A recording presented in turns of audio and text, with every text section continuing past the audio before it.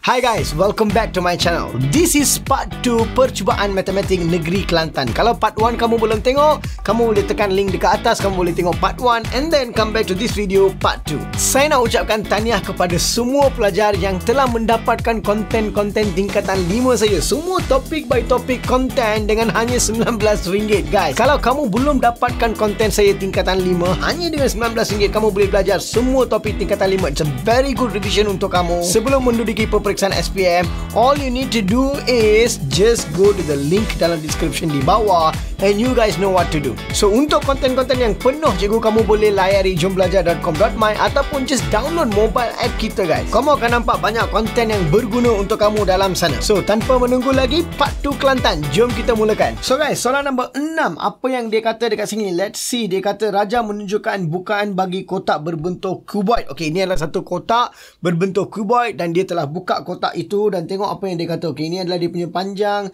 dan yang ni dia bagi 2 SCM. Okay, fine. Dia ada nampak tak tanda-tanda ni guys? This is very important sebab tanda-tanda ini menunjukkan berapa dia punya panjang. Kita kena ikut je. Kalau 2 SCM ni, semua tempat dia ada garis ni adalah 2 SCM. You guys know this, right? Okay, now let's look at this question. Apa yang dia kata?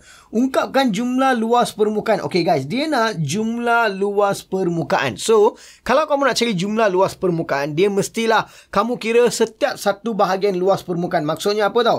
Kamu cari luas ini, alright, you must find this area, luas ini, luas ini, luas ini, luas ini, luas ini, luas ini, dan kamu kena tambah semua. Itulah jumlah luas permukaan. Isi padu dia lain. Memang isi padu dia ada formula dia tersendiri, tapi ini adalah jumlah luas permukaan yang dia nak dalam sebutan R dan S. Maksudnya apa? Dia tak kisah kalau kamu tulis R dan S dalam kamu punya jawapan. Kamu tak payah cari R tu berapa, kamu tak payah nak cari S tu berapa. Just biarkan R dengan S dengan sebutan R dengan S, itu adalah maksudnya. Lepas tu dia continue soalan ni, dia kata seterusnya hitung isi padu dalam cm cube jika kotak itu apalah.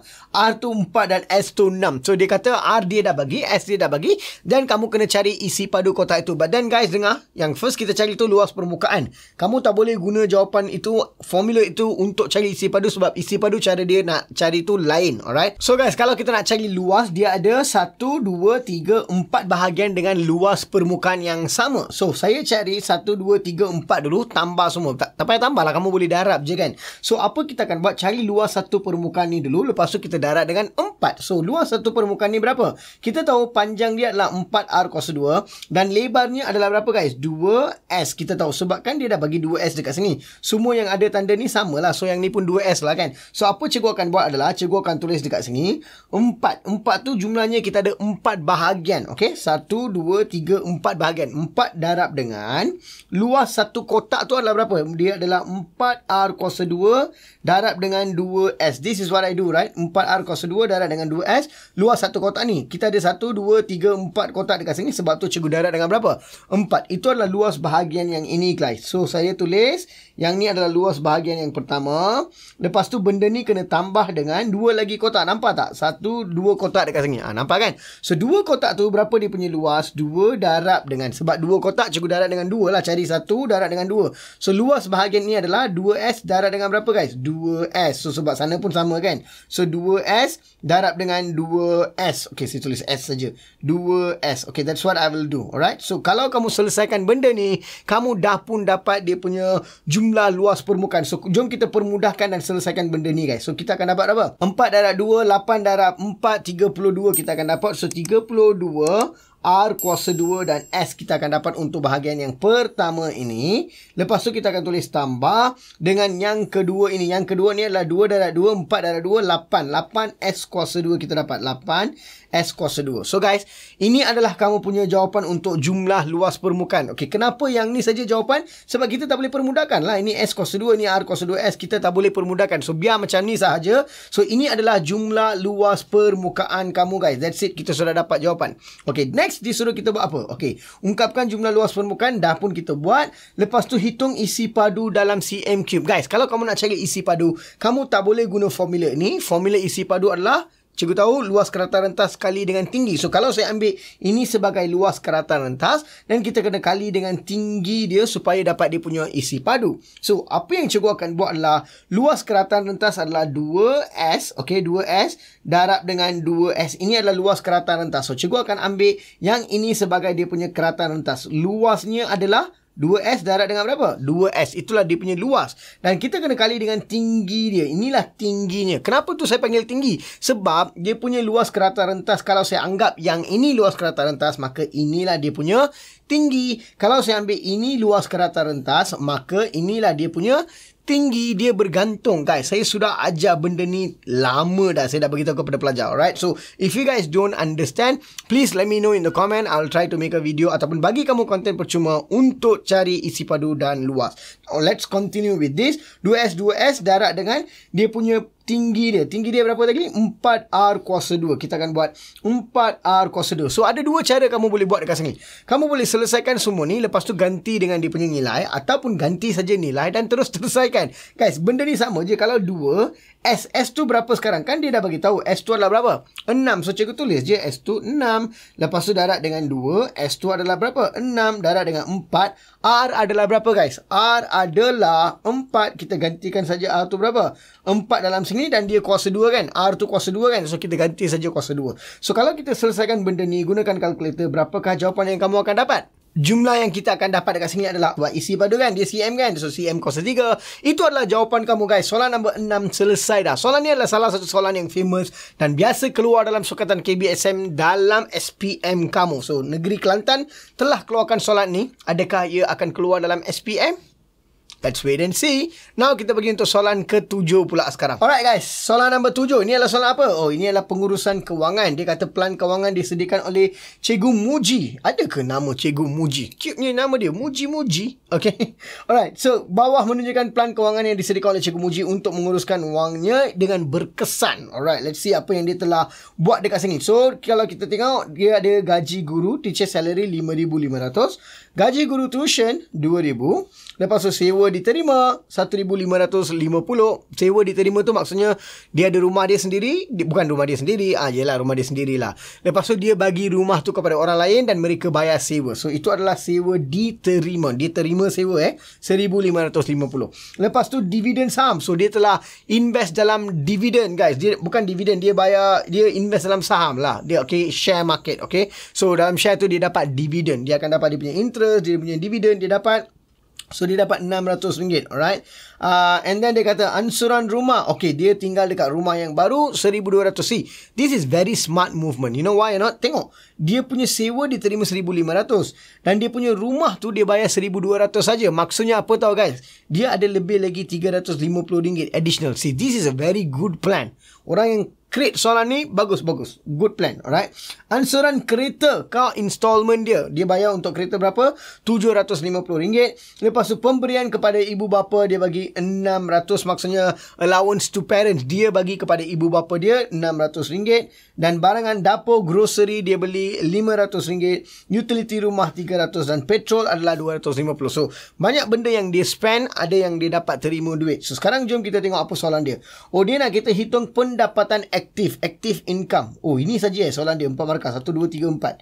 Senangnya. Jom kita buat. Pendapatan aktif, guys. Apa itu pendapatan aktif? I want you guys to understand. Pendapatan aktif maksudnya, pendapatan yang kamu dapat daripada kamu bekerja. Kamu trade kamu punya masa. Kamu buat kerja dekat satu tempat, kamu dibayar gaji, maka itu adalah pendapatan aktif. So, dalam soalan ini, mana dia punya pendapatan aktif? Gaji guru. Gaji guru tu, dia kerja baru dia dapat duit, maka ini adalah pendapatan aktif yang pertama. Next, gaji guru tuition. Itu pun adalah pendapatan aktif sebab kalau dia kerja baru dapat duit, kalau dia tak pergi tuition mengajar goyang kaki dekat rumah, tak dapat duit tuition tu, betul tak? So, dia kena kerja baru dapat duit. So, itu adalah dia punya orang panggil apa? Pendapatan aktif. Lagi ada apa? Sewa diterima. Sewa tu bukan aktif sebab sewa tu dia tak kerja untuk dapatkan duit. Sewa tu 1,550. Dia tak kerja tau. Dia just bagi rumah tu dekat orang, dia bayar sewa. So, dia tak kerja pun, dia masih akan dapat RM1,550 daripada sewa tu. So, itu bukan pendapatan aktif. Itu kita panggil sebagai pendapatan passive. It's passive income. Alright. Dividen saham. Saham pun passive income sebab dia tak payah dah beli share tu, dia simpan, dia akan dapat dividen lah. Dia tak payah nak pergi kerja untuk dapat RM600 tu. So this is also passive income. Dan yang ni adalah perbelanjaan. So kita cakap pasal income saja. Let's stop dekat sini. RM5,500 tambah RM2,000. Dia punya pendapatan aktif adalah RM7,500 guys. You guys can just bagi jawapan dia macam ni. Sebab bahagian A, dia punya jawapan dia adalah short answers. You can just give sebab kamu dah tahu dia punya jawapan. Alright. Okay, next kita tengok soalan kedua. Pendapatan pasif. Okay, cikgu dah bagi tahu kamu tadi. Pendapatan pasifnya adalah dua benda ni. 1,550 dengan 600. Itu adalah dia punya pendapatan pasif. So, dia tak kerja dan dia dapat duit tu. So, berapa dia dapat total? So, dia akan dapat 2,150 dekat sini. So, dia akan jadi RM 2,150. Ini adalah dia punya pendapatan pasif. Passive income. Okay? Alright. Next, kita tengok soalan ketiga tu dia nak apa? Dia nak perbelanjaan tetap. Okay. Fixed expenses. Fixed expenses maksudnya dia guna ke tak guna ke benda tu, dia tetap kena bayar. That's a fixed assets. Fixed, orang panggil sebagai apa? Fix apa ni dia kata? Fix apa? Fixed expenses. Sorry. Fixed perbelanjaan yang tetap lah dia kata. So, fixed expenses ni adalah berapa? Jom kita lihat. Okay. Ansuran rumah.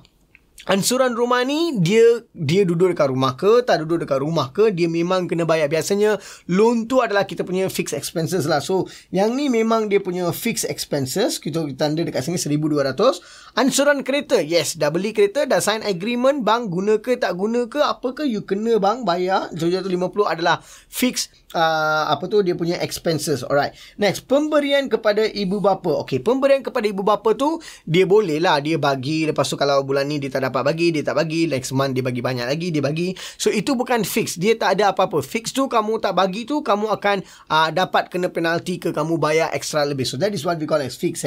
Okay, dan barangan dapur dia keperluan yang betul, dia keperluan yang tetap, dia perlukan benda tu, tapi dia bukan fix. Dia boleh banyakkan bulan ni, kurangkan bulan depan. So tak ada apa-apa yang dia kena. Utility rumah. Okay, bill utility tu pun dia bukan kita nak kata sebagai fix expenses. Sebab utility rumah ni kita tak bayar bayaran yang tetap setiap bulan tau. Dia berubah-ubah. So dia adalah variable expenses. Benda tu kita tak tetapkan satu amount dan kita bayar. So it is a variable.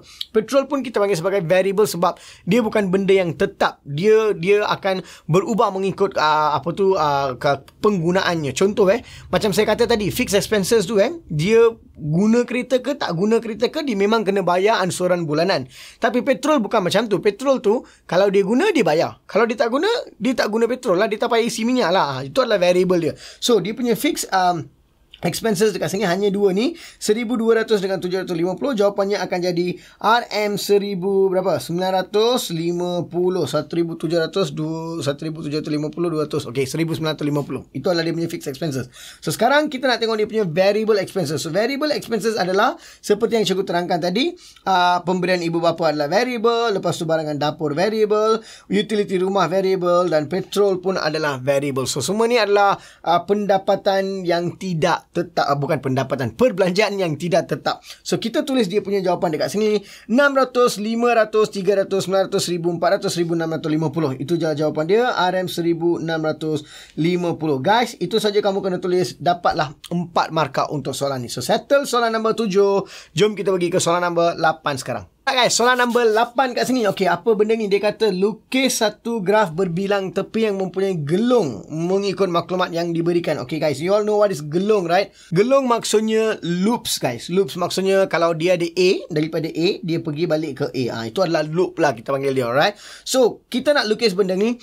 I'm just going to do this question now dan kamu boleh nampak apa yang cikgu buat. Guys, apa yang saya akan buat lah, number 1, saya tak akan terus buat jawapan dia. Jawapan dia memang kali kedua lah. Maksudnya saya first buat draft dulu, lepas tu saya tulis dia punya jawapan. So macam mana cikgu buat dia punya draft, I'll show you guys one by one. Let's see. So bila saya nak buat draft guys, first saya akan tengok apa yang dia bagi. Ini adalah dia punya dia punya berbilang, dia punya bucu lah. B itu adalah dia punya vertex. Kita panggil dia bucu dia. So A, B, C, D, E, F. Kita ada 4 bucu dia, A, B, C, D, E, F. So saya akan buat apa? First saya akan ambil satu bucu dulu. Saya akan ambil A, saya tandakan dulu. Okay, saya letak titik dan saya kata yang ini adalah A lah. Let's say tandakan dekat sini. Saya kata yang ni adalah A. Alright. Sekarang saya akan tengok dulu dia punya pasangan yang ada dekat sini dia punya perjalanan. So saya A dengan B. So A tu dia connect dengan B.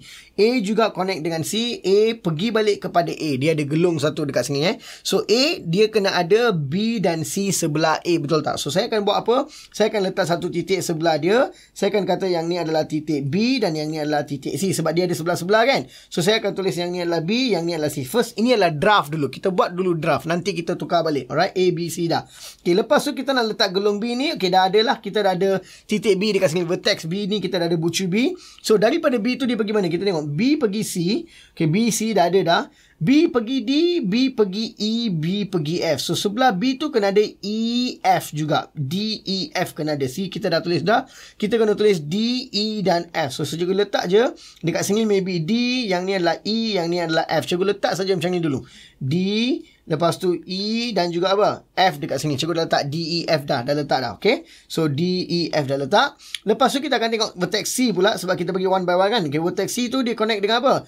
C dengan D, C dengan D. Okay. C tu connect dengan D tu dia ada 2 kali. C tu connect dengan D dia ada 2 kali. Lepas itu itu sajalah. C connect dengan D sahaja. So saya akan tulis. Saya dah tulislah C dengan D dah ada dekat sini. Lepas tu D connect dengan E. Okay. D dah connect dengan E dah. Okay. D dengan E 2 kali kita ada. Lepas tu E connect dengan F. E connect dengan F kita dah ada dah. So sekarang saya dah ada semua pasangan, semua titik, semua vertex dah ada dah. A, B, C, D, E, F dah ada dah. First kita cuba lakar dulu. Kita just lakar dulu apa yang kita dapat. So kita tengok dia punya ni lah. A pergi B, A, C, A, A. So A pergi dekat B, A pergi dekat C. Lepas tu A pergi dekat A. Just roughly kita draft dulu. Okay. Lepas tu dia pergi mana? B dengan C, B dengan D. Okay. B tu pergi dekat C, B tu pergi dekat D. Lepas tu apa? B pergi dekat C, B pergi dekat D, B, E, B, F. B pergi dekat E, B pergi dekat F juga. Okay, dia pergi dekat semua tempat macam ni lah. Okay, lepas tu kita tengok apa? C pergi dekat D, C pergi dekat D 2 kali. So, C ni kena pergi dekat D tu 2 kali tau. So, apa yang akan berlaku? Saya boleh buat garis macam ni. Dan satu lagi garis tu saya boleh pusing dan pergi dekat sini. C pergi dekat D lah. But wait, ini just draft sahaja dulu. Sabar dulu. Ini just draft sahaja. Okay, dan kita akan uruskan balik. Lepas tu D, E, D, E. Okay, D kena pergi dekat E 1 kali. D kena pergi dekat E 2 kali. Dia dah pergi dah. Lepas tu E pergi dekat F. E tu pergi dekat F. Alright guys. Lepas kita lakarkan benda ni, sekarang the only step yang saya akan buat adalah saya akan tengok apa yang tengah berlaku dekat sini. Mana garis yang dia bertindih. Saya tak nak ada garis yang bertindih sekarang. So if you guys see, garis ni dan garis ni semua dia bertindih tau. Dia bertindih. So I don't want to have that. So apa yang saya akan buat? If D dengan C tu saya boleh tukar ke tempat lain. See, the logic is kalau C ni saya boleh pergi dekat atas, pindah dia dekat sini, ni adalah C. C boleh connect dengan D, C boleh connect dengan B, C boleh connect dengan D. So dia tak akan ada garis yang dia langgar, betul tak? So the logic yang saya nampak dekat sini adalah saya akan letak A dulu. Okay, sekarang kita buat yang baru punya lah. Kita nak correct dia, kita buat baru punya. Alright, so yang baru punya cikgu letak dulu A. Alright, yang ni adalah titik A. Lepas tu kita nak letak dia punya B, C, D semua kan. Okay, kita buat macam ni. Kita buat A dekat sini. Dan kita tahu kita punya apa tu, titik C tu kita nak naik ke atas, betul tak? C tu kita nak naik ke atas. So kita akan letak apa? Kita akan letak B dekat bawah sini. Dan kita akan letak C dekat atas sini. Alright, so B tu pergi kat bawah, C dekat atas. So C dekat sini, B dekat sini. Tidak semestinya dia mesti B atas, C bawah. Kamu boleh tukar-tukar, tak ada masalah. Lepas tu dekat B tu dia ada apa? D, E, F kan. So D tu kena ada dekat C. Dia kena ada dekat sini. So barulah kita tak akan langgar balik, betul tak? So B tu kita kena ada D, E, F. Jangan tulis D dekat sini. Kita akan tulis D, E dan F supaya dia tak langgar apa-apalah. So kita akan tulis dekat sini. Kita akan letak yang ni adalah D, yang ni adalah E dan yang ni adalah apa? F. Kita letak macam tu. So kita namakan dulu A, B, C. Yang ni pula D. Yang ni adalah E. Dan yang ni adalah apa? F. Kita letak macam tu. Okay guys. Sekarang kita dah boleh boleh sambung dia punya garis dah. Jom kita lihat macam mana kita nak sambung. Jom kita lihat macam mana nak sambung. Alright. First, cikgu akan sambung yang ni pula. A, B, A, C, A, A. So A, B.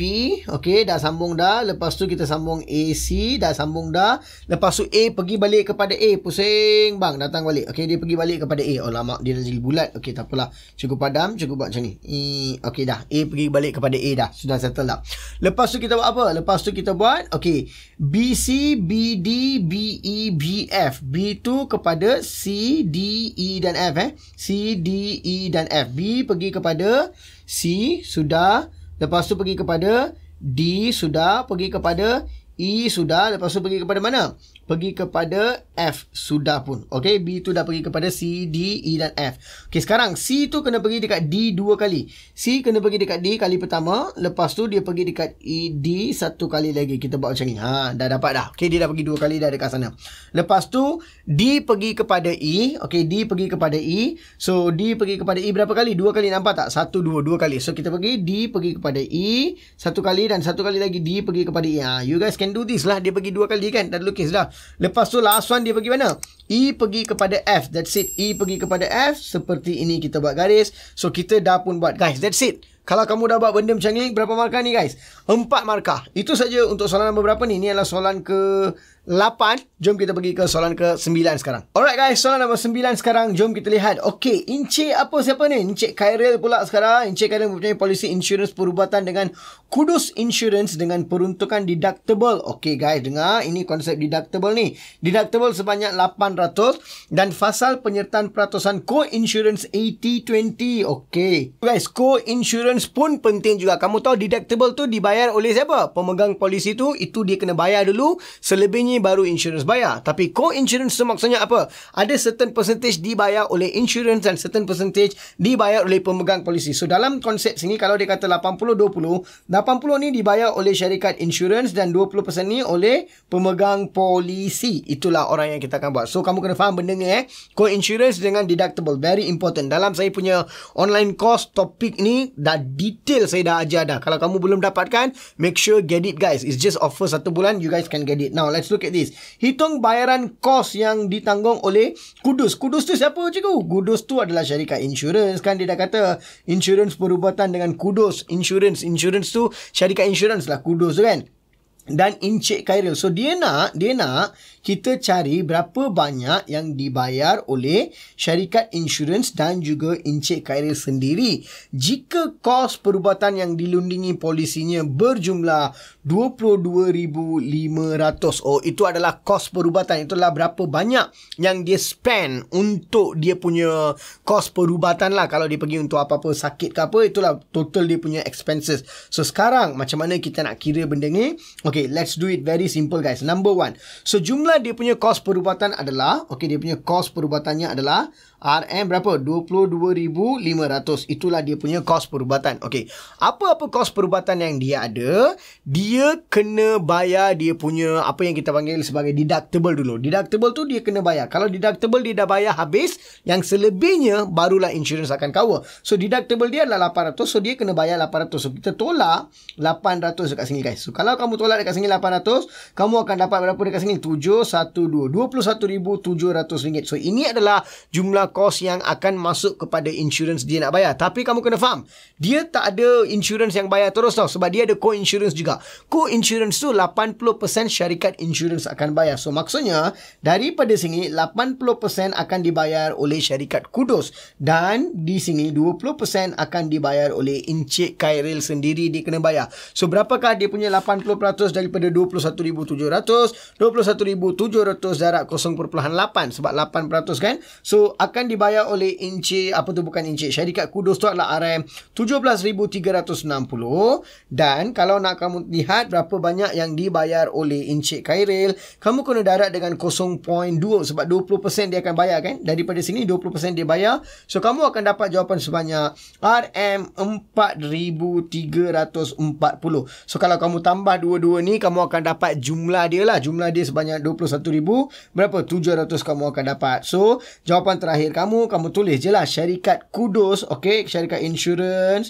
Okay, kamu tulis je dengan betul-betul. Insurans bayar RM17,360 dan Encik Khairil akan bayar, jangan tu kamu check lah RM4,340. But guys, wait, yang ini cikgu nampak dia tanya apa tau? Dia tanya jumlah, ada tak dia tanya hitung bayaran kos yang ditanggung oleh Kudus Insurans dan syarikat Khairil jika kos perubatan yang dilindungi. Okay guys, sekarang dia tanya ditanggung oleh Kudus dan juga Encik Khairil, betul tak? So Encik Khairil tu memang bayar bayar 4340 kalau kita split dia punya 80 dan berapa? 20. Tetapi guys, korang kena ingat satu benda. Dia telah pun bayar berapa? 800 sebelum ini kan, sebagai dia punya deductible dia bayar. So jumlah yang dia bayar bukan saja 4340, tapi kita tambah juga dengan 800 dekat sini, iaitu dia punya deductible yang dia telah bayar. So Encik Khairil total dia akan bayar berapa dekat sini guys? Yang ni kalau kita tambah 4340 tambah lagi dengan 800, kita akan dapat 5140. 8, 9, 10, 11. 5140.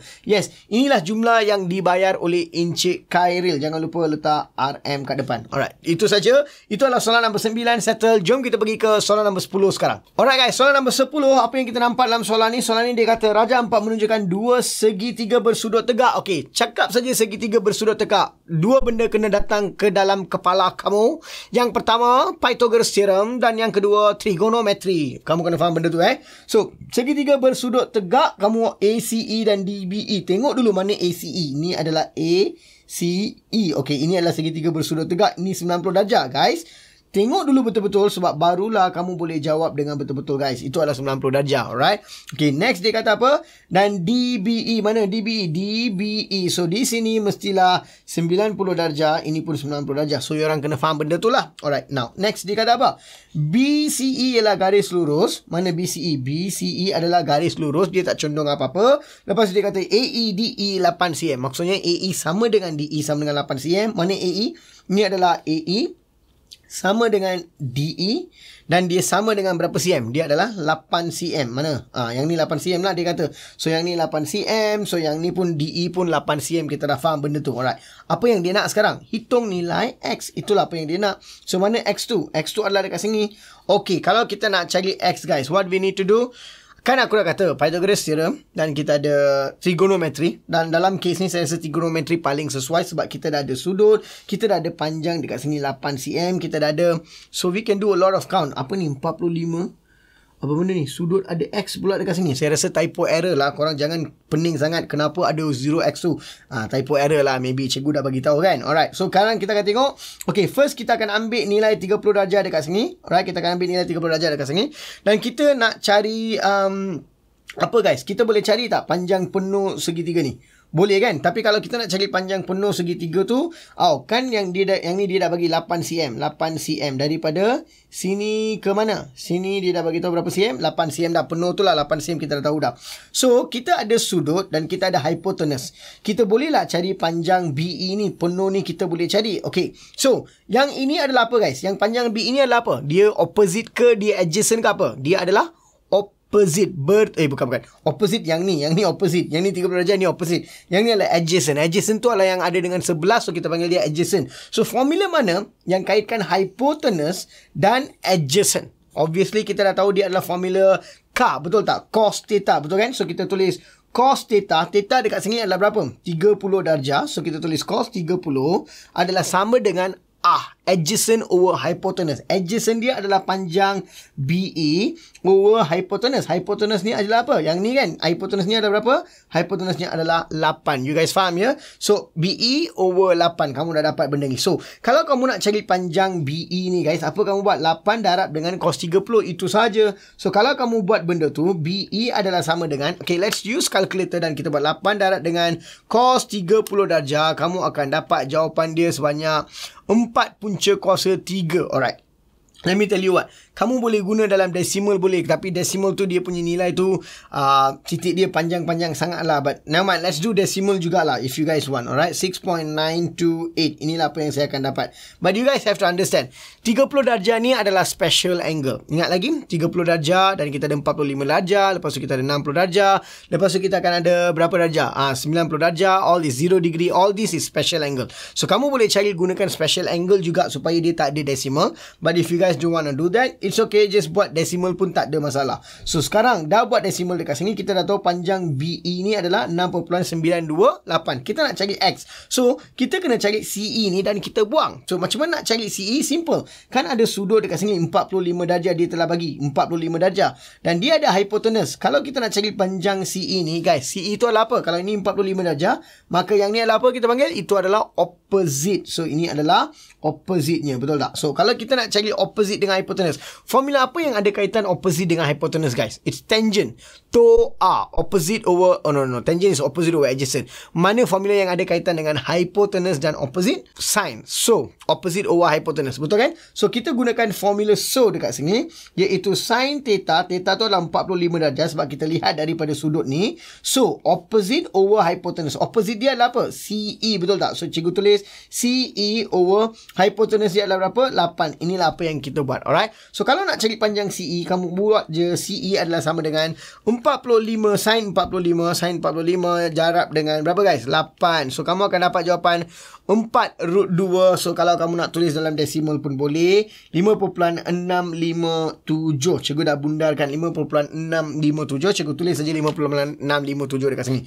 Then now, your final answer. Kita tengah cari apa? X dekat sini kan? BC dekat sini kan? Maka X kamu adalah yang ini. Nilai yang BE ni tolak dengan yang ini. So, bila kamu buat, kamu akan dapat apa, guys? Kamu akan dapat 6.928 tolak dengan 5.657. Jawapan kamu adalah sebenarnya 1.271, guys. Kamu akan dapat. So, therefore, nilai X awak adalah sama dengan 1.271. Okay, tapi jawapan yang bila kamu bagi tu, kamu boleh bagi je lah 1.271. Boleh je. Itu adalah jawapan kamu. CM. Because it's in CM, right? Kamu boleh bagi dalam bentuk CM. That's your answer, guys. That's it, guys. Kertas Kelantan part 2. Kita dah pun habiskan semua soalan dalam bahagian A. So, guys, kalau kamu first time dekat sini, untuk tengok next video yang akan datang, tekan subscribe so that kamu akan dapat notification setiap kali cikgu upload konten baru. As usual, kalau kamu suka konten cikgu ni, tolong tekan like button dan share dengan kawan-kawan kamu. So, pelajar, belum lagi download mobile app kita, just go download. A lot of content is waiting for you there. And jangan lupa, cepat dapatkan semua konten-konten tingkatan 5 cikgu dengan hanya RM19 sahaja. And benda ni akan pasti meningkat keputusan kamu yang sedia ada. So, itu saja untuk video kali ini. Sampai sejumpa kamu dalam video yang akan datang. Take care. Bye-bye.